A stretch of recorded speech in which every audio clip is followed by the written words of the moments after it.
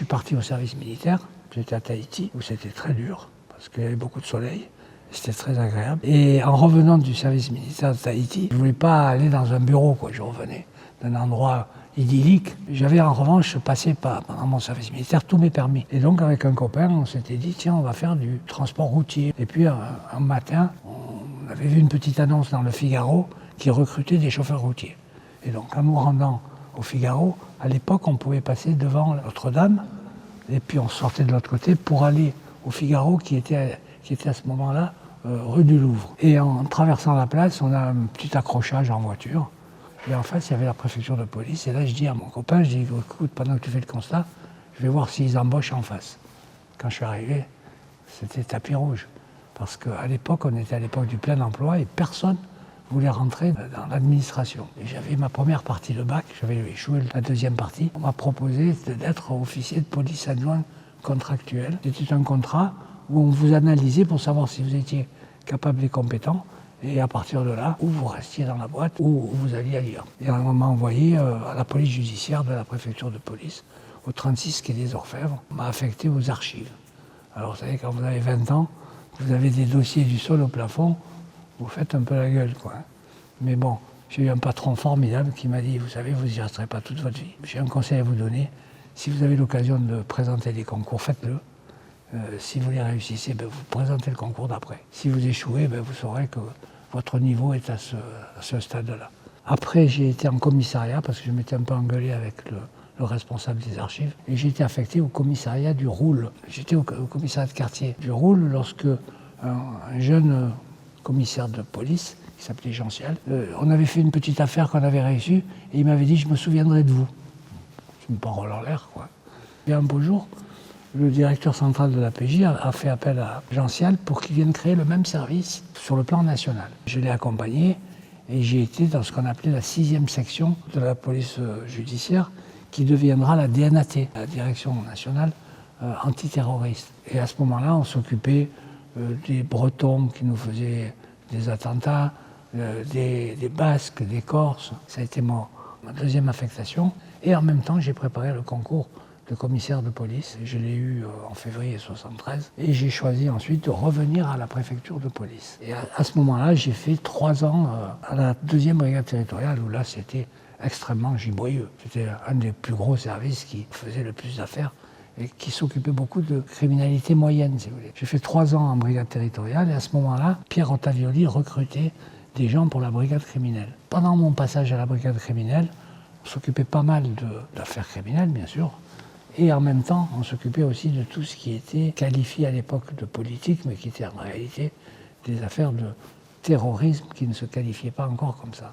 Lorsque Ottavioli a quitté la brigade criminelle, c'est Marcel Leclerc qui a pris sa succession. Il m'avait dit qu'il faudrait créer une section à la brigade criminelle qui utilise les techniques de la brigade criminelle, les capacités d'enquête de la brigade criminelle, mais surtout ce qui est atteinte à la sûreté de l'État. Et c'est comme ça que j'ai créé mon premier service. C'était la section antiterroriste de la préfecture de police qui existe toujours. Au bout de 4 ans, j'ai été nommé numéro 2 de la brigade de répression du banditisme, où malheureusement je suis resté que 3 mois, parce qu'à ce moment-là, Robert Broussard, qui était un collègue policier, qui était patron de la BRI, qui a été appelé par le ministre Franceschi pour aller en Corse prendre le poste de préfet de police. Broussard me dit un jour, écoute, le ministre va t'appeler, tu diras oui, tu verras, c'est pour un truc, j'y vais moi aussi, on sera ensemble là-bas. Effectivement, Franceschi me fait venir, il me dit, je vous nomme commissaire divisionnaire,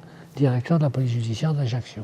Parce qu'à Ajaccio, en 1982, il y avait eu 813 attentats. Donc j'ai été nommé à ce poste-là, j'ai rejoint Broussard. On a repris en main un petit peu les services de police. On était passé de 812 attentats à 350, quelque chose comme ça. Avec Robert, on avait en tête depuis longtemps qu'il aurait fallu créer sur le plan national un service d'intervention et un service de gestion de crise pour toutes les affaires délicates, dangereuses. On avait, nous, dans notre esprit, on dit on va prendre la brigade de recherche et d'intervention pour en faire un service national. À juste titre, le directeur de la PJ à Paris a dit écoutez, vous faites ce que vous voulez, mais vous ne me prenez pas ma BRI. Lorsque Robert a été nommé adjoint opérationnel au directeur général de la police nationale. Il en a parlé à Verbrugghe, qui était le directeur général, qui en a parlé à Jox. Et Jox a été enchanté par cette idée. Et c'est comme ça qu'on a lancé un premier télégramme de recrutement. Et on a eu 1200 candidats qui se sont présentés. Alors j'étais le candidat de Broussard pour prendre la direction de ce service. Mais Jox a voulu nous entendre. On était 7-8. Et puis finalement, j'ai dû donner les bons arguments. Enfin, ce que je lui avais dit, ce que je voudrais, c'est que ce service, ce soit la Formule 1 de la police nationale. C'est en fait ce que c'est devenu. On avait un service qui, au départ, devait être dimensionné à 80 personnes. On a trié dans les 1200 candidats, 80 candidatures, d'abord sur dossier, et ensuite, on leur faisait faire une semaine de sélection extrêmement sévère. Alors, sélection technique, toutes les spécialités qu'on voulait avoir dans ce domaine. Et en septembre 85, à ce moment-là, on s'installe à Cannes-Écluse pour former les gens. On faisait ce qu'on appelait de l'auto-formation. C'est-à-dire tous les gens qui venaient de tous les services, qui avaient des spécialités, apprenaient leurs spécialités aux autres. Et c'est comme ça qu'on a petit à petit réussi à créer un service où tout le monde avait pris le meilleur des autres.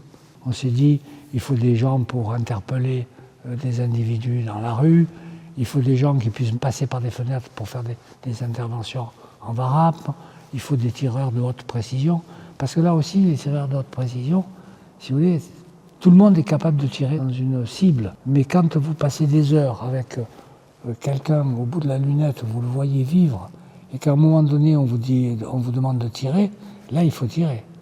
Et il y a une formation psychologique extrêmement importante. On a fait du parachutisme, parce qu'on s'est dit, peut-être on aura des fois besoin d'intervenir dans des endroits un peu compliqués.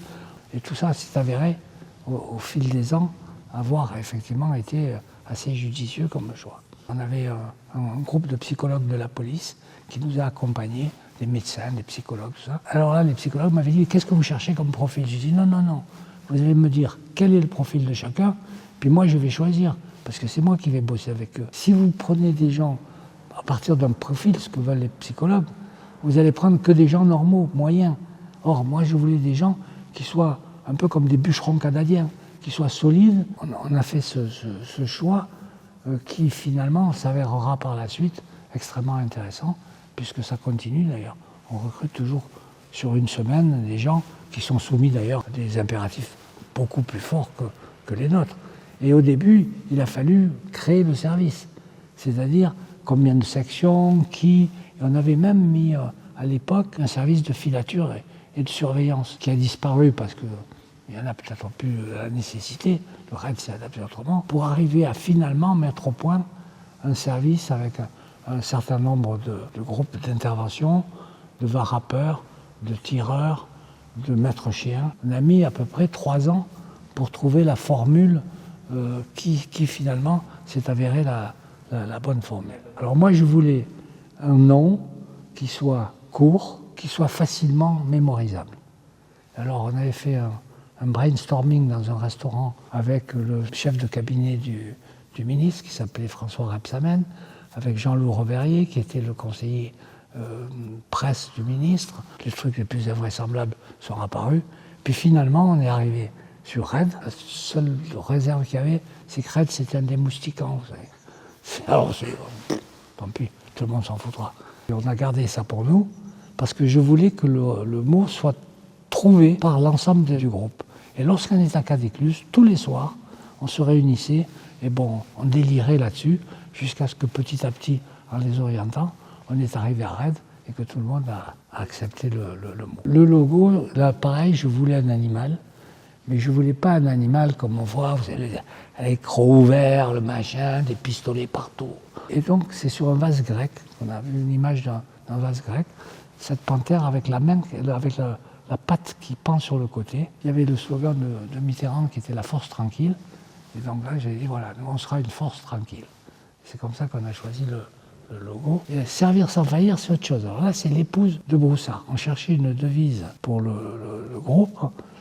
Et en se réveillant le matin, c'est elle qui lui dit, mais écoute, servir sans faillir. Tout le monde a trouvé ça formidable et on l'a adopté comme ça. Pendant qu'on créait le service, on y travaillait aussi. Alors notre première mission, ça a été d'accompagner en décembre 85 le président de la République, Mitterrand, en Guadeloupe. Donc on a accompagné le président pour assurer une protection et faire la première mission de cohésion du groupe, si vous voulez. Et en rentrant de Guadeloupe, on a eu à la Noël 85 la prise d'otage de la cour d'assises de Nantes, là où on a eu 37 heures de discussion. Il y avait de tout dans cette cour d'assises, évidemment. Il y avait du public, il y avait des magistrats, il y avait des étudiants qui étaient venus. Et donc on avait une cinquantaine de gens qui étaient pris en otage par 3 types qui menaçaient évidemment de les tuer si on ne leur donnait pas les moyens de s'enfuir. Alors on a mené des négociations, on avait étudié les systèmes, de discuter, d'essayer comment faire se rendre les gens. L'idée étant de leur dire, voilà, vous avez des otages et vous êtes forts. De notre côté, on est aussi puissant et armé. Tant que vous ne touchez pas aux otages, on peut discuter. Si vous touchez aux otages, à ce moment-là, on intervient. Les mots doivent être comme des armes. Il faut qu'on puisse, avec les mots, convaincre les gens de se rendre. Petit à petit, le RAID est monté en puissance dans la capacité d'intervention en fonction de la dangerosité des personnes qu'il y avait en face. Parce que le RAID, ce que j'ai toujours voulu, et ce qu'il était dès le départ, non pas que ce soit un groupe d'intervention, comme on avait les GIPN avant, ou comme il y a le GIGN, mais un groupe de gestion de crise. Et ce qu'il fallait, c'est qu'on soit en capacité de gérer la crise dans toute sa dimension. C'est-à-dire la dimension psychologique, physique. On discutait pour savoir s'il n'y avait pas des malades, pour les faire s'intéresser aux otages. Parce qu'une fois qu'on s'intéresse à des gens, on ne les tue pas de la même façon que si on le fait de façon brutale et simplement sans réfléchir. Les 2 moments les plus dangereux, c'est le début, quand les gens pénètrent, ils sont tendus, ils ont du stress, et la fin, quand ils ont peur de se faire tuer. Où là, il faut qu'on les rassure pour leur dire que s'ils se rendent, toutes les précautions seront prises. Alors, ce qui m'a le plus marqué, c'est 2 choses. D'abord, ce qui est les succès, qui étaient quand même assez formidables, et avec des techniques qu'on avait mis au point nous-mêmes, avec des gens extraordinaires. Et puis, la douleur d'avoir perdu 2 fonctionnaires à Ris-Orangis et un en Corse. Ça, c'est quelque chose qui est très, très difficile à accepter parce que, quelque part, on se dit toujours que peut-être ça aurait pu se faire autrement. Voilà, c'est cet aspect-là. Après, on a fait aussi la réalisation d'actions directes, où on les a arrêtés vivants, ce qui était une grande satisfaction pour moi, parce que quand on intervient sur la ferme, à Vitry-aux-Loges, il y en a 3 qui sont déjà montés à l'étage, et il y a le rouillant qui monte l'escalier, petit escalier de meunier, avec une arme à la main. Et là, il y a un des hommes du RAID qui lâche une petite rafale en bas de l'escalier, et Rouillant a jeté son arme en disant « tirez pas, tirez pas ». Et ça nous a permis de les arrêter vivants. C'est-à-dire qu'après on nous disait « mais pourquoi vous avez tué ?» Parce qu'on n'est pas des tueurs, on est des policiers, on est là pour arrêter des gens et pour les mettre à la disposition de la justice. Le RAID, c'est un service exceptionnel, où vous avez des contacts avec des gens à tous les niveaux. C'est tellement passionnant, tellement exaltant, que chaque fois qu'on intervient, on reprend un coup d'adrénaline qui fait que c'est quelque chose qui n'est pas lassant. On est tout le temps sur la brèche, on est tout le temps sur de l'action. Et pendant qu'on est dans l'action, c'est sûr qu'on n'a pas envie de partir. Et en même temps, il faut quitter le RAID. Et si vous ne revenez pas dans un service normal, vous perdez un petit peu la vision concrète et réelle de la vie. Il faut revenir. C'est pour ça que moi, à la sortie du RAID, j'ai souhaité revenir en police judiciaire, qui était ma direction de départ. Et je suis revenu à la police judiciaire de Versailles, qui est un service extraordinaire. Moi, j'ai 50 ans de service public. Mais la moyenne du temps que j'ai passé dans un service, c'est 2 ans et demi. Vous voyez, le plus, c'est le RAID. La brigade criminelle, 4 ans. Mais c'est 2 ans et demi. Il faut bouger, il faut changer. Le RAID, il s'est construit, il a continué à se construire, il continue toujours à se construire et à évoluer tout en gardant ce niveau d'excellence qui s'est installé petit à petit au fil des affaires, au fil des déceptions, au fil des risques courus, au fil des résultats obtenus. Tout ça, ça fait un petit peu ce que j'appellerais cette espèce de conscience qu'on est dans une mission, on est là pour servir, sans faillir. Et qu'on doit continuer à maintenir cette capacité d'action au plus haut niveau possible. Je souhaiterais bien sûr de continuer, mais surtout sans changer. Et de garder toujours cette force morale qui est au cœur de chacun des hommes du RAID. Je suis très très fier, pas de moi, je suis très fier du service et de tous les gens qui y sont passés en 40 ans. Mais c'est extraordinaire, c'est fabuleux qu'on ait cette continuité dans l'excellence qui est, je crois, peut-être quelque chose d'unique.